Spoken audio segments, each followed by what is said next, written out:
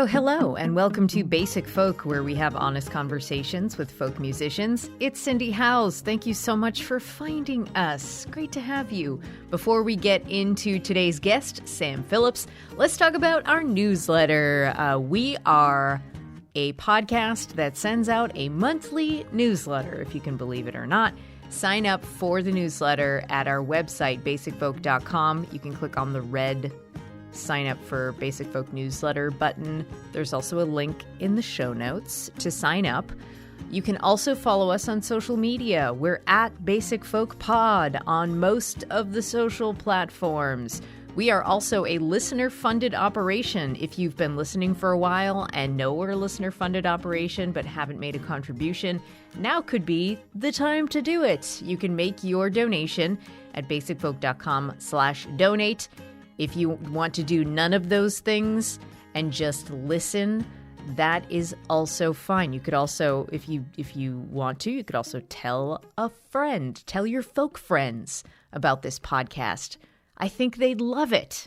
All right, let's get to Sam. Sam Phillips was born to a family that loved doling out nicknames. She was called Sam growing up in a house that was filled with readers. She nurtured her love of philosophy and spirituality by exploring different religions and devouring works by authors like C.S. Lewis and Thomas Merton. Early in her musical career, she found success as a Christian musician under her real name, Leslie Phillips. She made several albums, but became uncomfortable with her label marketing her as the Christian Cyndi Lauper. She also had a desire to write songs that didn't reinforce people's religious beliefs. For her final Leslie Phillips album, she worked with future ex-spouse T-Bone Burnett, a fellow Christian with a maverick approach to songs about faith and morality and a found kindred spirit. She decided to rebrand and started recording as Sam Phillips. Sam and T-Bone worked together from 1988's The Indescribable Wow to 2004's A Boot and a Shoe. In our conversation, we talk about Sam's writing process, which she's always changing up. She comes up with her best ideas when she turns off the trying part of her brain, but at the same time, she strongly believes in the power of editing. Sam's probably best known for composing and performing the score for the beloved Amy Sherman-Palladino series The Gilmore Girls, for which she also made a brief appearance on the season finale in 2006. You remember those la-la-las while Lorelei and Rory carried around their armpit purses, drank coffee while wearing those horrible bootcut jeans? That was Sam Phillips. Currently, Sam is working on a new album, and she's taking her time, so don't rush her, okay? Right now, we're going to listen to her latest song. It's Too Many Light Years from You to Hear, and then we'll get to our conversation with one of my faves, Sam Phillips, on Basic Folk. I can't lose my mind if I give it away, so why don't you take it? Too many thoughts of you, just make it yours anyway.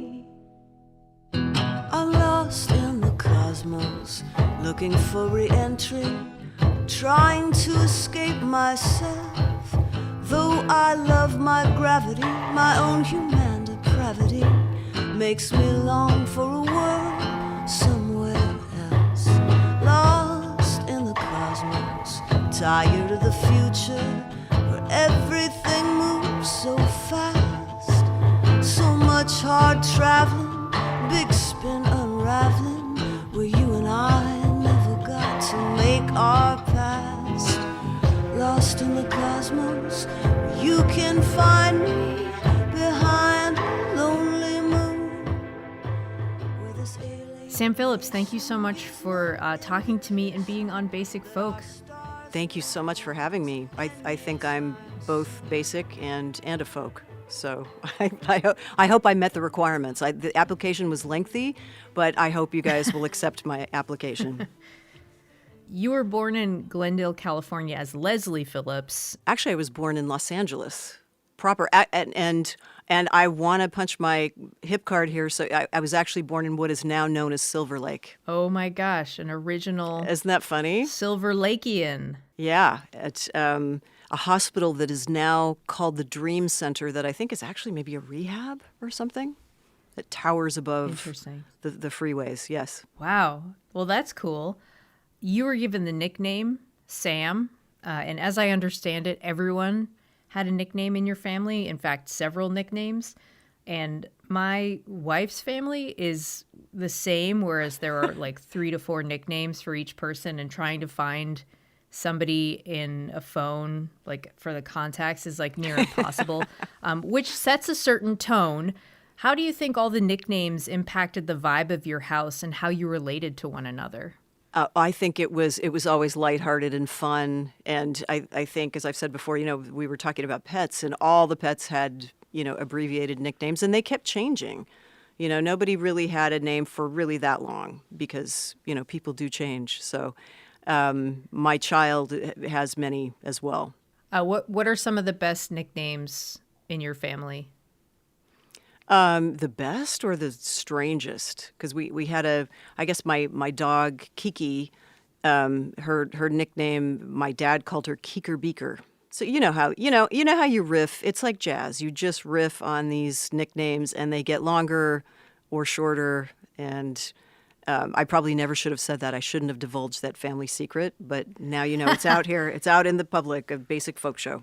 Great. I'm hoping to get many secrets from you today. Oh, you know what? I might have to make some up to entertain.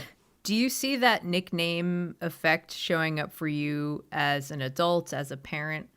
That kind of silliness? Yes, I think.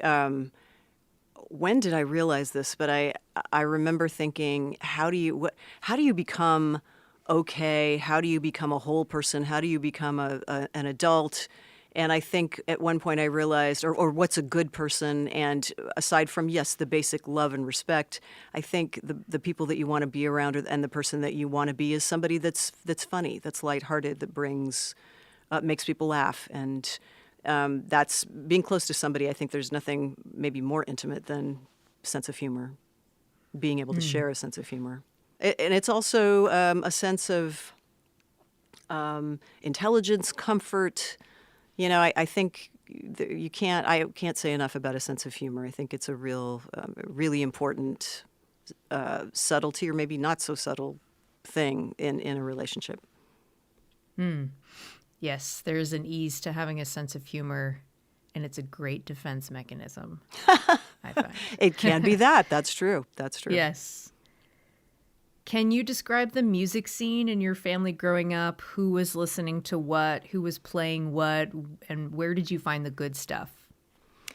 I found some good stuff. I had to dig. My parents weren't very musical at all, although my grandparents were. My grandmother in the 1920s used to, she would play the pump organ at church, and she was a very tiny, very slight lady. And, if you know anything about a pump organ, you have to really work it with your feet to be able to get any sound out of it. And so she would do that for like an hour and a half throughout the whole church service. And then she was always really good at parties with her friends, playing all the jazz and the songs of the day. Playing those on piano. So there is a little bit of music there, but really in my house, my parents had Nat King Cole and jazz records and some, Broadway musicals, but it was very, very slight. Although they did like the Tijuana Brass, Herb Alpert's, series. And what I did learn from those records were a lot of standards that I had never heard anywhere else. They weren't on the popular radio back in the day, but I heard those melodies, and I think that those melodies were influential. But, so were commercials on television and all the Disney, the Sherman Brothers, all those Disney classic films that they scored or that they wrote songs for, like Mary Poppins and The Jungle Book. So I feel like as a child, a lot went in, including the Beatles, my brother's Led Zeppelin records. There's just a whole lot of stuff that went in. I was at a bar last night that was playing like a satellite radio station of classic rock. My wife has a nephew who is like 15 years old, and he only listens to like stuff from the 70s and 80s. And it's just, there's like something about that kind of like Beatles, Led Zeppelin sound that I don't know what it is. If you have that perspective at all, that like that particular era so resonates with being a teenager and being angsty. Yeah, and I find even listening to it now, listening to David Bowie or some of the glam rock of that era, it's got a, I don't know if rebellion is such a clunky word, but it does have the greatest pushback, the greatest attitude, questioning attitude, and I love that about music and some songwriters, like even like Tom Waits. I had a song, he took the trite old saying, "You can't take it with you," and spit back, "I'm going to take it with me when I go," and wrote all those things that on Mule Variations, all those things that he was going to take with him, when he goes. And I love that, turning something on its side, giving it a different perspective. There was a lot of that, and I still hear that, and I'm glad that those kids are listening to that kind of music. I know a lot of kids about that age who are listening to that kind of stuff, and I hope that there will be more pushback in a good way, in an interesting way, in a funny way. Not just people trying to reach some kind of a perfection. Because a lot of songwriters that I was coming up with, they either wanted to be Bob Dylan or Joni Mitchell, and I felt when I heard Bob Dylan, I felt like quitting because he just covered so much and he was so great. But then I also knew that I could say it in a different way. There was something, even if it just a few words, even if just one or two songs, I knew that I could get something in there that hadn't been said maybe quite the way I could say it. And that's about the only songwriting lesson I think I could give to anybody other than just paying attention to really great melodies and great lyrics. More on melody later, because I hear you're a melody person, as am I. Yeah. Your family were avid readers in the house growing up, and it sounds like some heavy material was passed around. You got your hands on some philosophy books and spirituality books. Yeah, I was maybe the other segment of the population in the 70s, that we don't hear about, early 70s, a lot of drugs, sex, and rock and roll, but I think there were a lot of people exploring spirituality in those days too, and I was really interested in all of that, and the things that we can't see, things beyond us, what is the spiritual realm. And so I was more interested in that as a kid, and I didn't experiment with drugs, but I did experiment with a lot of different religion and philosophies and things. Kind of too long to go into, but some almost even Jungian experiments that I was just a young kid and didn't know what I was doing, but saw some odd things that I still to this day can't explain.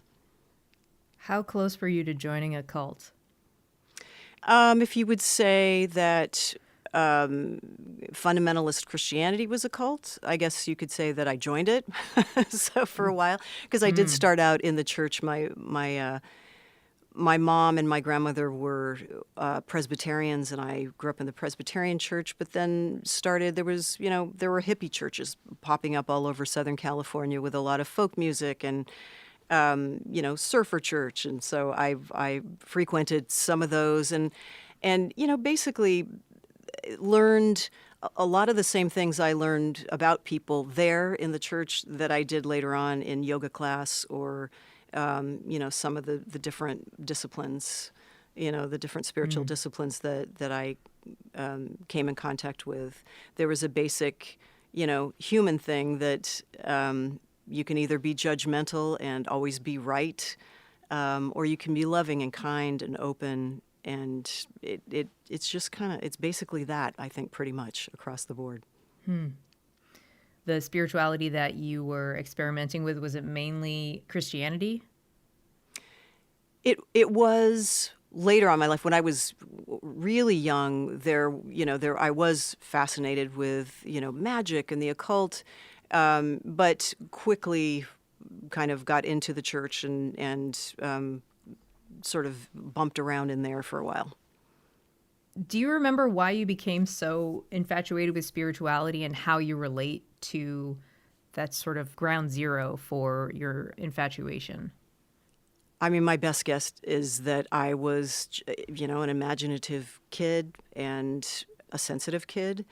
Also, my family wasn't the most happy, stable family. My parents did stay together and raise their kids, but it was, there were a lot of issues. It was far from perfect. So, perhaps that drove me to, look for some love, truth, outside of my family. But I think it really just questioning and curious and wanting to explore all that for some reason. I think, it's funny because my younger sister, had no interest in that stuff. My brother was mildly interested, but so I don't know. I think it might have just been me. Would you say you're the most curious out of all your siblings? I don't know that for sure. I mean, both of them are very intelligent people. So I don't want to say that. I was the middle child too. So I kind of, I love them both. They're very, very different from me. I will say that. So perhaps their questions were different questions from mine. Right. Can you talk about why you started writing songs and if the reason still rings true for you now as a songwriter? Yeah, I think I started dancing at 3. I took dance lessons. And so my what that did, I think, for me was really strengthen my sense of rhythm and melody and musical expression because, music, if you're a drummer, that's a very physical activity to play the drums.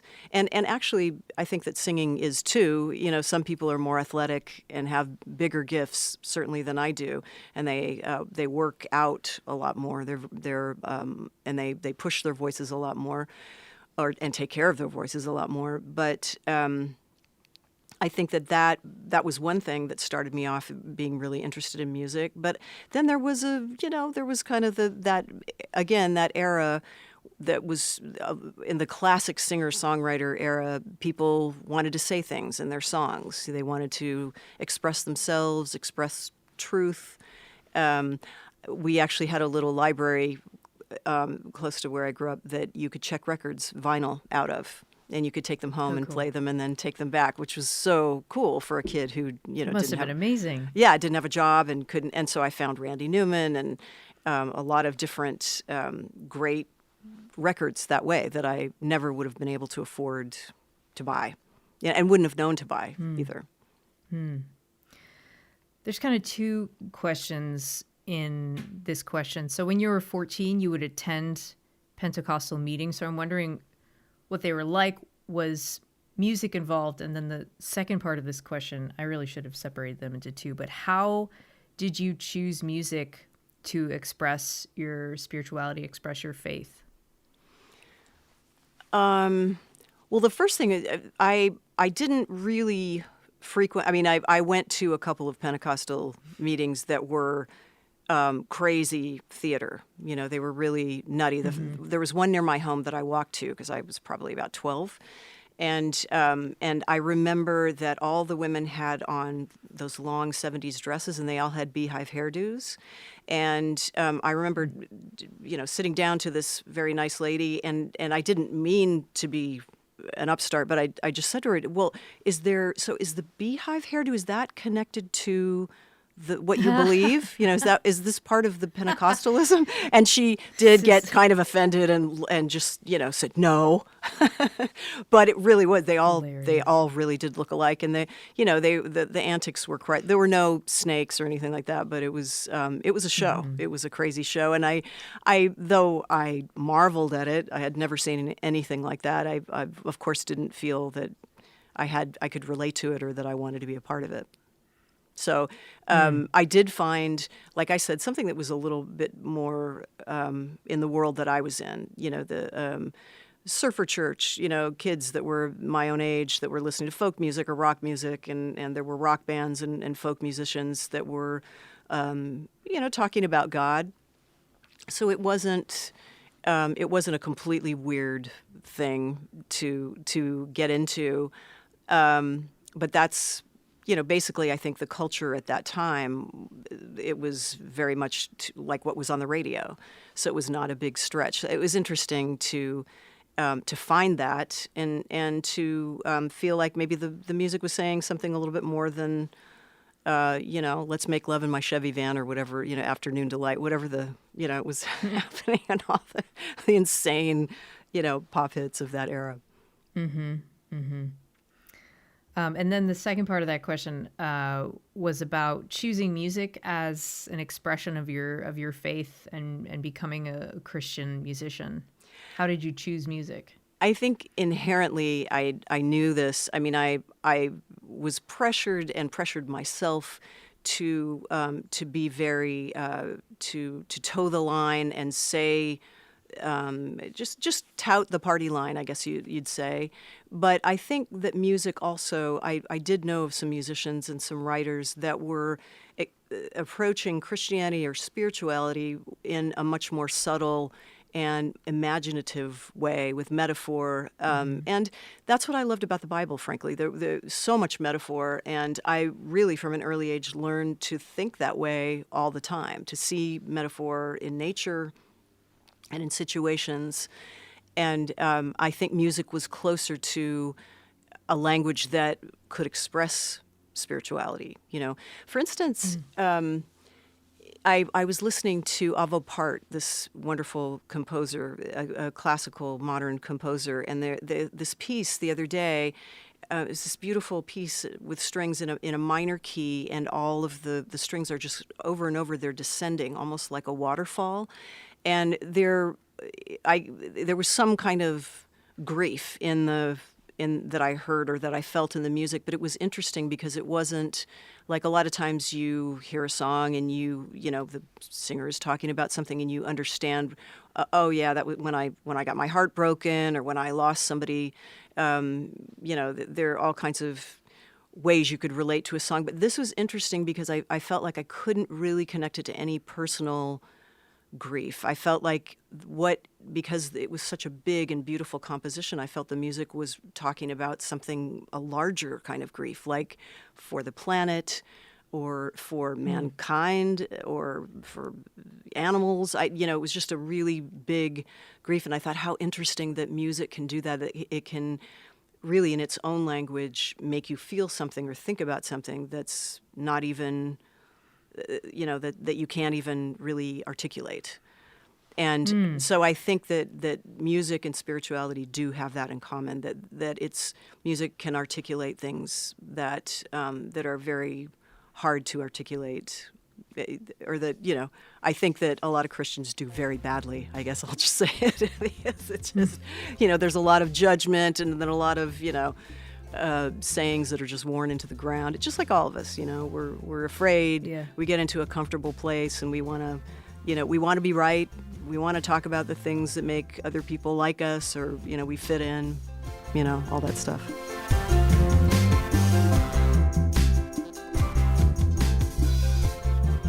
This is a good place to talk about melody.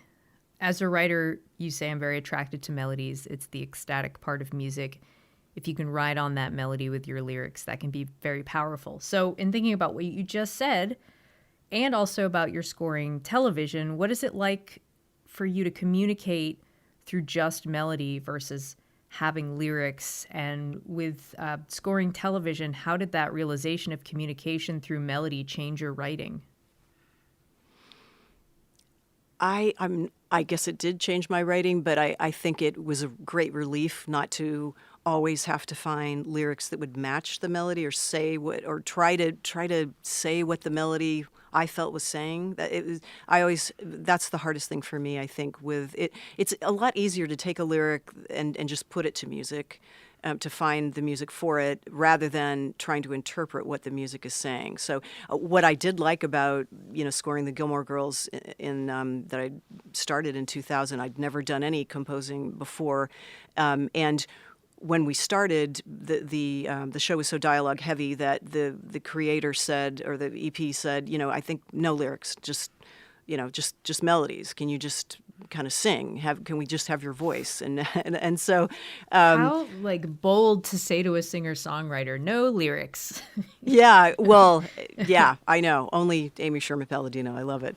But Right. she was right. She was right. And also we didn't have much time. I had to condense the melodies to be able to just, because to get from one scene to another, it's seconds.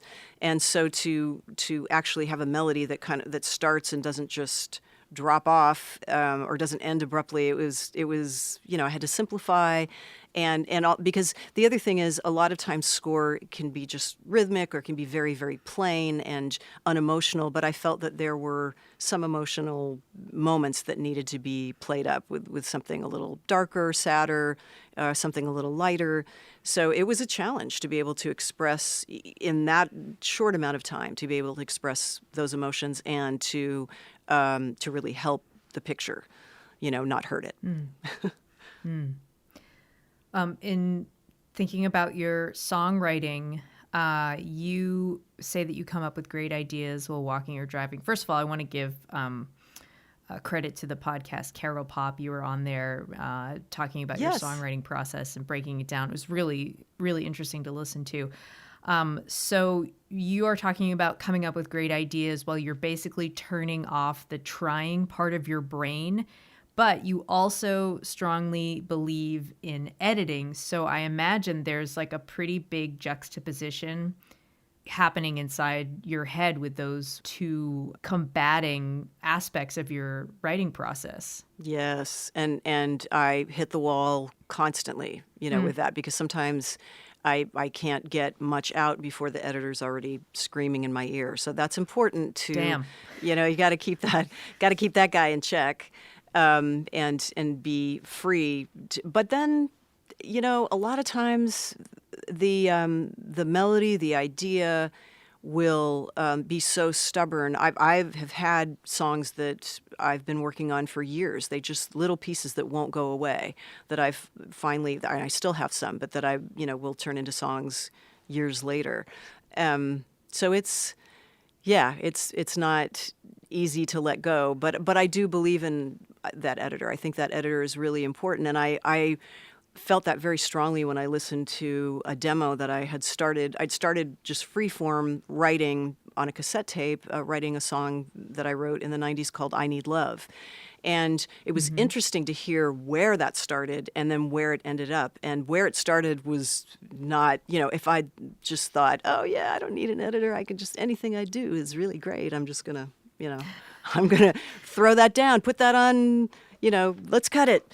And it took me a long time to write that song, but I'm so glad that I took the time, because I felt that it really went to a whole other place. It wasn't the song I Need Love when I started it, even though it was the idea that led me to that. So I think that's important, to keep, to not be lazy, to keep going. If you think you can make it a little bit better, and to keep listening to your idea. Is it good enough? Is there something you can do to make it better?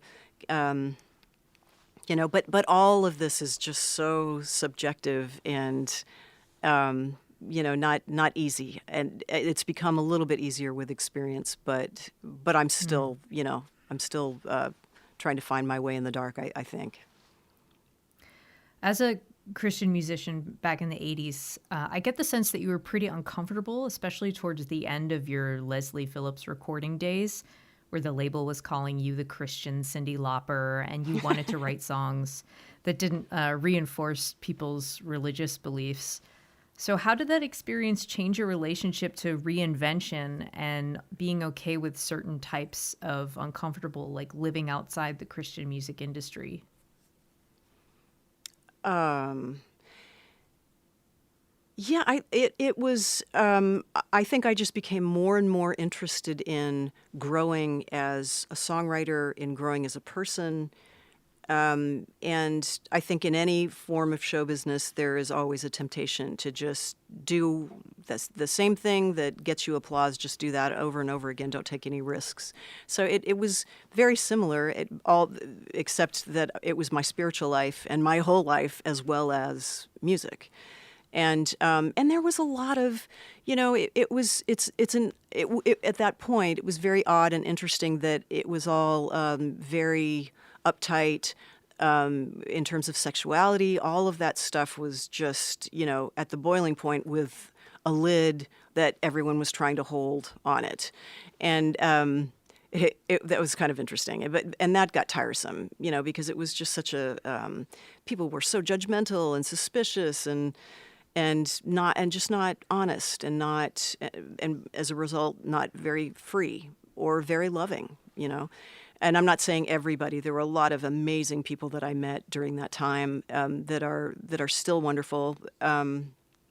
But it just got when you your show business depended on whether or not you ever made a mistake or whether or not you ever slept with anyone you weren't married to. It just got to be a little too much, right? That was in my record contract at the time, which is really funny. You can't do anything illegal or immoral. Define immorality, that's right. According to who? Yeah, according to who. It's not an easy one, but it was easy to break my contract because I just said, well, you know what? I've slept with somebody that I wasn't married to, and if you don't let me out of my contract, I'll tell everyone. And so they said, okay, fine, you're free to go. How was your faith impacted by that whole experience? I think my faith in people was impacted. I felt that I felt myself I had, I guess a true north, as someone would say. I had my own criteria for what a good person was, for being connected to God, to love, to that energy outside myself. I felt very comfortable with that still, but I felt very uncomfortable with the people and the way that the somehow faith had and what would I call this? Just the culture had warped people's idea of love, of respect, of boundaries. That was a big one. A lot of people felt empowered to say, tell anyone what they thought they should do. I saw a lot of that, and they certainly didn't have the good sense most of the time or the authority at any time to tell anyone how they should live their life or what they should do. But anyway, we're getting sidetracked on all this. I should write a book about it. Right. Yes. Yeah. We await your book about this experience. Yeah. I'm not sure anyone would want to read it, but it was, well, I learned a lot about, again, like I said, I learned a lot about human nature and about people and how we all trip up and how to keep your eyes open and not fall into those terrible traps of judgmentalism and envy. I think a lot of times people were envious or jealous and didn't deal with that. So then it came out as you're going to hell. Which is pretty. So, yeah. Wow. It's like the easy go-to. Yeah. You could have thought about that a little more. We don't have to go straight to hell. We could take a little side trip to self-realization maybe and then see about the hell part. For your final Leslie Phillips album, you started working with your future ex-spouse, T-Bone Burnett, who was a fellow Christian with a maverick approach to songs about faith and morality, and you found a kindred spirit in T-Bone. And I kind of want to hear more about you being a maverick, like what it's been like to lean into that rebellious identity throughout your life. I didn't really think of it as rebellion. I just felt that I was suffocating, and I felt that I had to get out and breathe and be who I was. And so I was just trying to get better as an artist and grow and take in more experiences and more literature and visual art and music. I just wanted to expand and break open my world and to let all of this wonderful stuff in, because I think that because of a lot of fear and fundamentalism, there's a shutting out of things that maybe aren't approved. And just like I said about the ladies at the Pentecostal meeting with the beehives, obviously they were afraid to have any other hairstyle or any other style, because, and Right. isn't that so funny? And I'm glad I actually ignorantly asked that lady if it was part of the religion, because it's a good question. Why are you all expressing the same thing? And I think a lot of times it's human nature to all want to fit in, but also, to being afraid of being rejected. And I felt that instead of being afraid that Christian audience would reject me, I really felt I had a responsibility to the people that were listening to me at that time, that really actually came out of that world with me. And I felt I wanted them to trust me. I felt badly that sometimes I had, I was very young when I started. I was in my teens and very young making records. And I think I'd said things that were not thought through, because I was a kid and, and people were looking to me for answers. And so what do? Sometimes you just try to make up the best answer that you can. And I didn't want to do that anymore. I wanted to stop answering the questions or stop giving answers if that's what I had to do to be more truthful and to find the answers for myself. And then let the music and the lyrics and my life, let it all radiate out from there.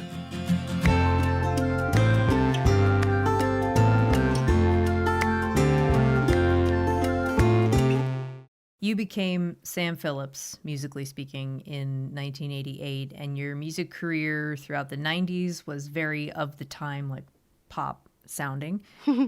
And you said being a solo female artist was not easy in the pop world. I don't think I was meant to be a pop person in that way, which I read as you talking about being like a popular face forward, my name is on the album cover type of musician. But what does that mean to you?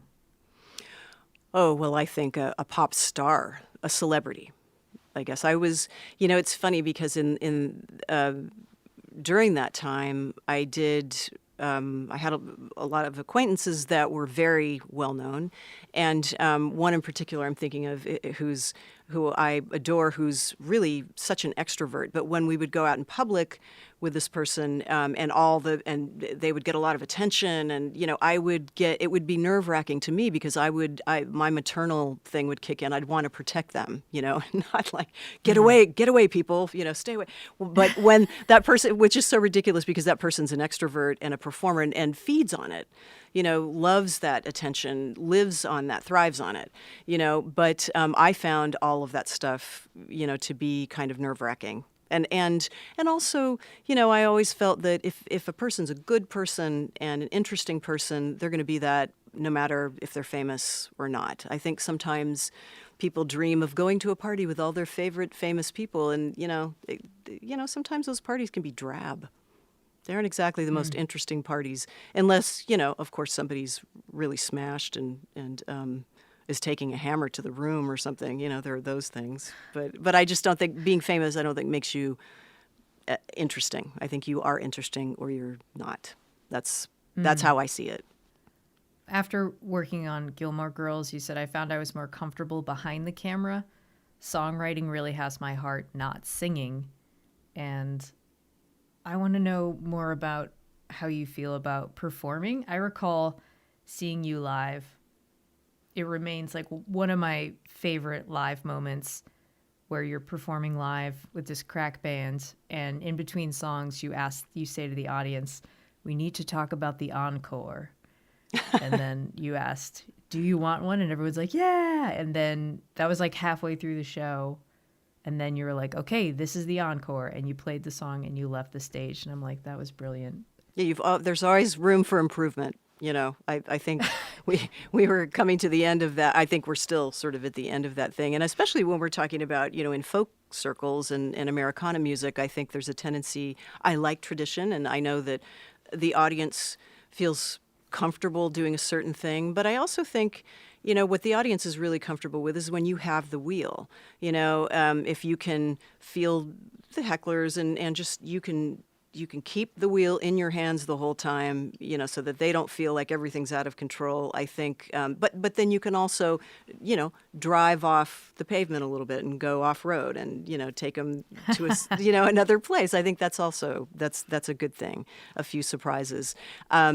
I think looking back, I wish I'd been much more, gotten much more into the theatrical part of it than I did performing. But, but there are those that are coming up that I think are going to be doing that brilliantly. So I think there's a lot more theater there's a lot more of a combination these days. I think that's what makes me really excited and hopeful that there's an amalgamation of all these different disciplines, dance, theater, poetry, music, sometimes even politics or, causes. There are a lot of good things happening out there.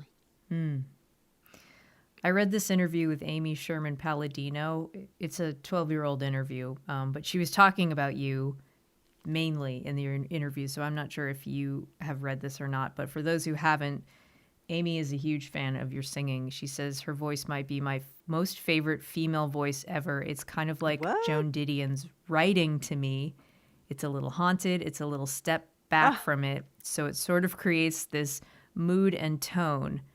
I just love her voice. So, Sam, what do you think of your voice, and how has that relationship changed over your career? Well, first of all, thank you for reading that. I had never read that before, and I guess in some ways, lucky for her, she liked it, right? Because it was a lot of. Somebody actually said to me, "Oh my God, my daughter watches this show called The Gilmore Girls, and there's this music, la la la. Oh, it's so annoying." And he had no idea it was me, and I thought that was just fantastic. And probably my greatest moment would be if there was ever an SNL skit with somebody making fun of the Lalas. I know Gilmore Girls, the name has been dropped, in some of their sketches, but I think, my voice is it. I've learned to do the best I can with it. It has frustrated me. I've always felt that I was, two people, the songwriter and the singer, and a lot of times as a songwriter, I was very frustrated with the singer that the singer couldn't do what I wanted her to do in terms of the melody, pulling off the melody. But I do think that the things that I love about singing, tone and phrasing, I think that I do have something that's a little more, and also a unique sound. There are a lot of amazingly talented people out there, especially these days. And I think that the contest shows sort of raise the bar in terms of singing, or at least the pyrotechnics of singing and the drama of singing.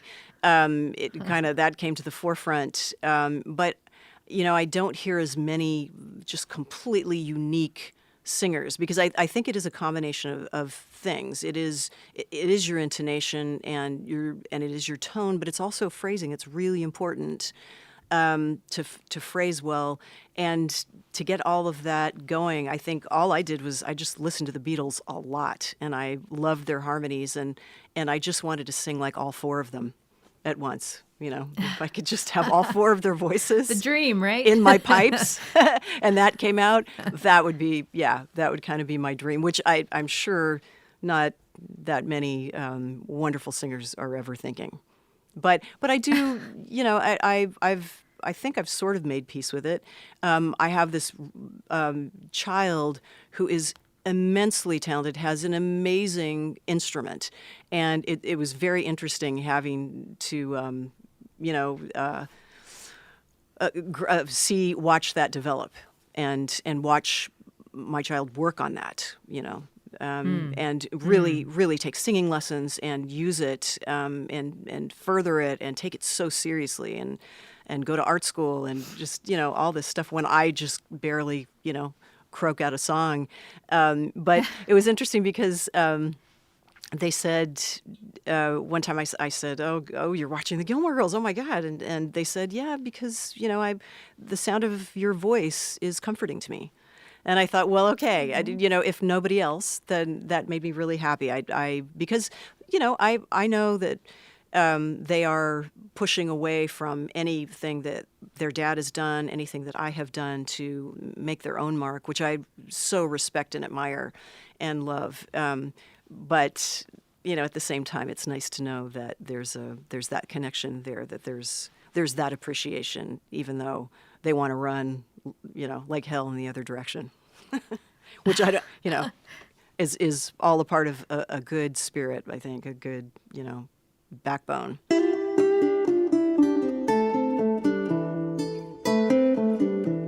Now that your child is a grown-up, how do they inspire or impact your musicality, and how do you relate to them as a musician? I hesitate to say too much because I know this is going to sound really, like a dumb mom, but I am a huge fan. And I don't even really want to mention their name because I want them to find their own audience. And I think that my audience, if they find them, it'll be great. But I'm astounded by the writing and the things that are coming. And this is just happening now. They are just coming out into the world. So I kind of I don't want to jinx it or mention it, but I'm constantly inspired and hopeful because I think that they are taking the all that they've been raised with. And it's funny because they heard a lot of music growing up, but at 14, it's like a switch flipped, and they went deep into all kinds of music, into hardcore punk, into the avant-garde, Frank Zappa, jazz, just everything. Just like this hunger, this thirst had been activated in them, and they know so much more about music than I do. It's the same way I think with a lot of literature and poetry. I find, these things that I like, I'm a very specific person that goes deep.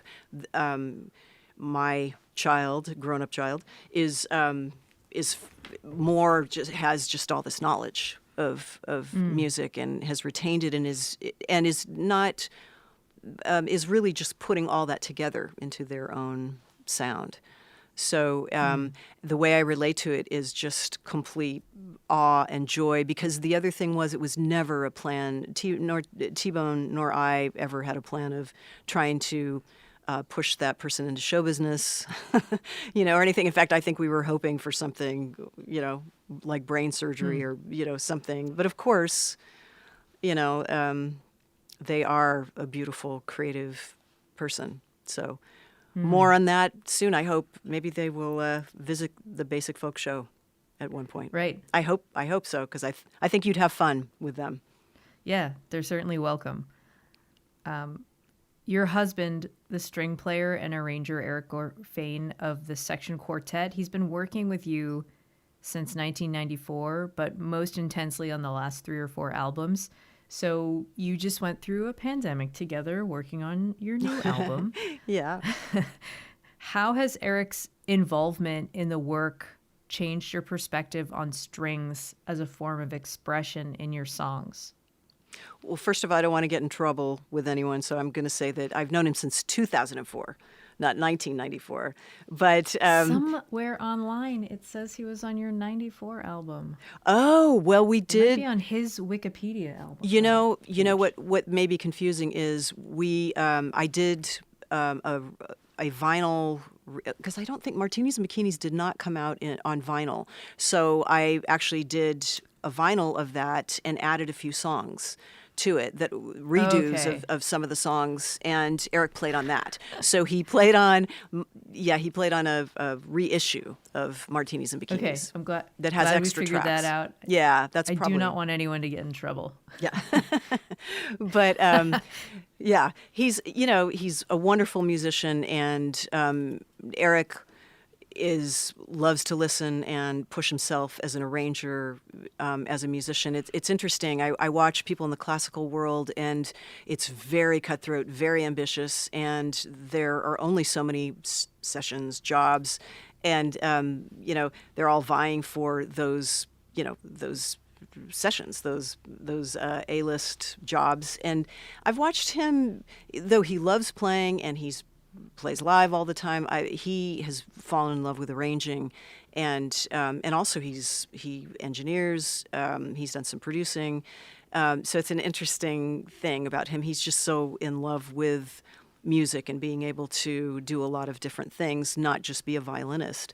And, it's pretty nice to be holed up with someone that you like that can arrange strings. It's been fun to be able to sit down with him and sing him lines or collaborate on different ideas.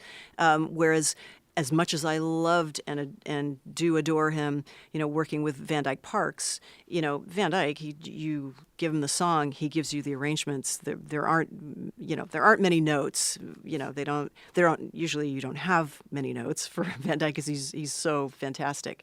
But there isn't as much time to collaborate when you're on the clock like that. So I guess being off the clock, especially really being off the clock during the pandemic, gave us a lot of time to have some fun with strings. And I'm taking my time with it because the trap is okay, Eric, here's a song. He does this beautiful arrangement, and it's I think, well, is it the arrangement that's making the song okay, or is it not a good song with a good arrangement, or is it an okay song? So it's hearing those strings is just it's very seductive, and they're really beautiful, and sometimes it just makes it sound, maybe things sound better than they are in terms of the songwriting, honestly. And so there's one song that I've had to throw out, and sadly, because I just felt like it's just the string arrangement was so beautiful, but I don't think the song was really as good as it, as the string arrangement. So that's the strings the are manipulation. They are, yeah. They in the best way, but it's also fun to see what the strings can do. I remember one of my friends, Patrick Warren, who's also a wonderful string arranger and keyboard player, and I asked him once. I just said, what can strings do? And he said anything, just anything you can imagine. And I love that. I loved that kind of attitude. Now, of course, my songs are not going to allow them to do anything, but I think it's so far, I think it's really lovely and beautiful. So I can't wait to finish it and send it out to the world. Right. I won't ask you the question of when it's going to be out. Yeah, I don't know. I'm really bad at that. Yeah, I could say, in 6 months, and then it could take another 6 months, or it could be even sooner than that, but I doubt it. So we'll give it 6 months and change. Or a year and change. Before we end, can we do a lightning round? Okay. Is this just like a whatever comes to mind, or is this actually answering questions? Answering questions. Uh-oh. Okay. With lightning speed. Sam like Phillips. Facts and things I'm supposed to know. Facts and feelings. Okay. Just so long as there are feelings and maybe even dogs in there, I'll do okay. I just heard mine bark in the basement. Oh, please don't tell him please don't tell your dog that he's down there because of me. Just say just tell him you were interviewing Tori Amos or something, somebody else. Okay. She hates Tori Amos. I hope not, but anybody else. Just not Auntie Sam. Right. Okay, here we go. Okay. What is a song that makes you cry every time? Marie by Randy Newman. Or that's the first one that came to mind. There are a lot but that's one of them. It's just so beautiful. And with a string arrangement. What is your favorite scented candle? I actually gave up scented candles for the oil diffusers. Anything calming. Okay. Anything calming. What color is your soul? I think it's a lot of colors. I don't think I can pick one. Kaleidoscope. That's yeah. acceptable. What is one song you wish you had written? Ugh, so many songs. I really cannot pick one. That's almost like the question, tell me about yourself, There aren't very many. Give you a little more specific. What kind of music do you like? Yeah, exactly. One of those questions. But the thing that will come to my mind is probably a Beatles song, so I'm just going to say Help. But I would say also, it's not just the song, it's the recording of the song. So that, I wish I'd written it, but I also wish I'd sung it. I wish I had, that was my record. So, but enough about them. What a perfect answer, though. Who is your celebrity crush? I don't think I should say this because then I'm going to be typed.